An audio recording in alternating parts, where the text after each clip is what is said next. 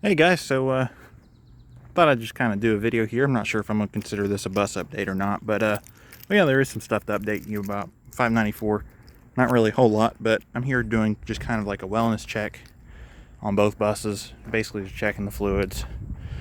Uh, just basically stuff you should be doing during a pre-trip, but I don't really pre-trip these whenever I drive them. I look over them real quick, but make sure the lights work and that nothing's leaking and tires are fine, kind of deal. I don't do an in-depth pre-trip, but so I'm doing just kind of a regular wellness check. I'm gonna try and do that more often with these two. But somebody, forget who it was, in one of the last videos, left me a comment about the tires on 594. Basically, I need to look up under see if the duals are under this. I don't think they are. I think the only one that is eligible under this is this one right here. I believe this one is good for the recall, the Goodyear recall for the RV tires. It's the Goodyear G159 prior to 2003. They had actual, numbers on them, like serial numbers for the tires. I didn't look at the serial numbers on this, but it is a G159 from May of 02. So, or not May, 5th week of 02. So it'd be like late January, early February, but that one might actually be good for the recall. And I went to go look at the other side, which I was pretty sure had an 04 date code, but it's not even a G159. It's a G362. So it's not good under that recall. I went and looked up the recall. From what I saw, that was not eligible under that, unfortunately. But I did call the tire place that I was going to take this to for the front tire. I'm going to have them do the rears too, but I'm actually going to take it down there for that. I went ahead and have them come out here to replace this one. They're going to do it today or tomorrow probably, because, well, it is bald, and that's not what's keeping me from going out and actually, taking it down there. I could drive it down there like this and be okay, especially if the roads are dry. But it's that slit in the tire that makes me a little bit weary, because it's either country roads or interstate, windy country roads or interstate that I'd have to get to that place too. So I'd rather not risk it. And I called about insurance on this today. I was trying to go through Haggerty because I want to get a decent price for vintage insurance, but they basically told me no, because I keep it outside at a storage facility, not parked inside, and it's not at my own personal property or anything like that. So they didn't want to insure me.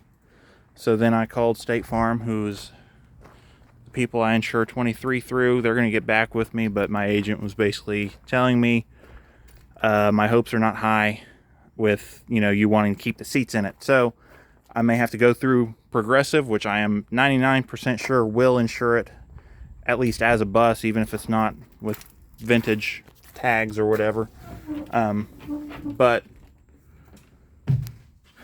I'm not doing the whole seat removal process again. I am tired of that already. Don't do it unless you absolutely have to. I did not have to with 23. I could have just gone through a different insurance provider and not had to worry about it. And it's been a lot more of a headache than it was worth. So I'm not doing it again unless I am fully converting a school bus, and I'm not doing that with 23. But yeah.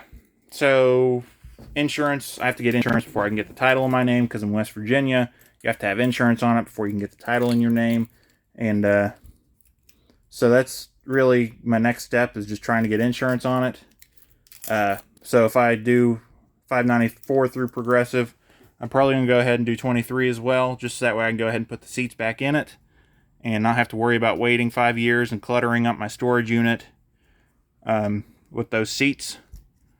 So I can, save a little bit of headache, because my storage unit is packed full, mainly just with the seat supplies. So go ahead and start them up. Do our little, I checked all the fluids already. They look good in both buses. I added coolant to 23. It's been needing it for a little bit. Put 2 gallons in it, and pretty much got it to where it needed to be. So since November, early November, it's leaked 2 gallons, which is not good. I don't know where it's leaking to. It's not in the oil, so that's a good sign. It's probably coming out of one of the hoses or a clamp or something that I just haven't seen yet, but really didn't matter until it got hot. So hot outside because, well, that bus, those buses run hot anyways, but it was running a little too hot. I took it to a family gathering about an hour away last week, and it was getting a little hot on the way back. But anyways, we'll go ahead and start them up. I also pump the brakes down so that way, in case any kids get on here and they accidentally let loose of the parking brake, it doesn't start rolling because they won't know to pull it. So that way the buses just stay where they're at. Nobody gets hurt. Nobody's property gets damaged.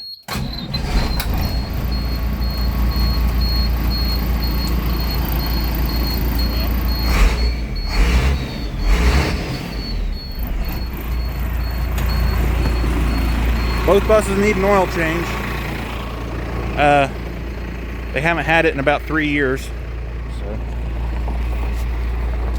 we'll go ahead and get in this one and do the same thing. Somebody's coming to look at their camper or motorhome. Just can't say I blame them because I do the same thing with my buses pretty much every day. Well, not every day, but close to it.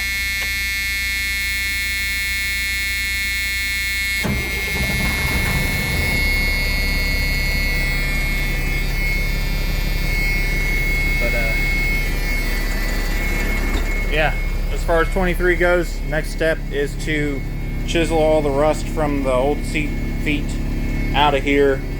I don't know how I'm going to secure this.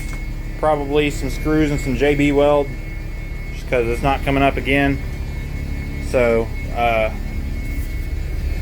then knocking all these bolts out.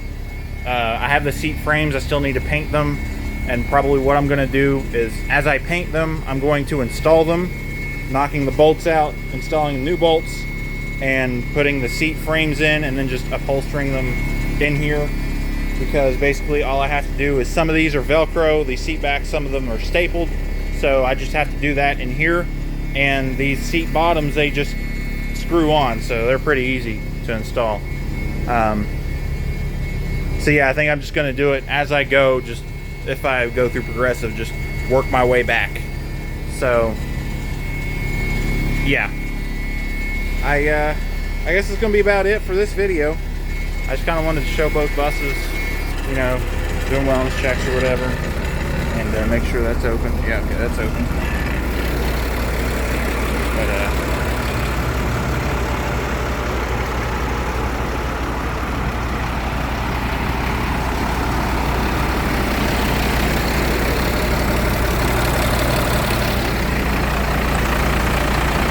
so yeah, thanks for watching.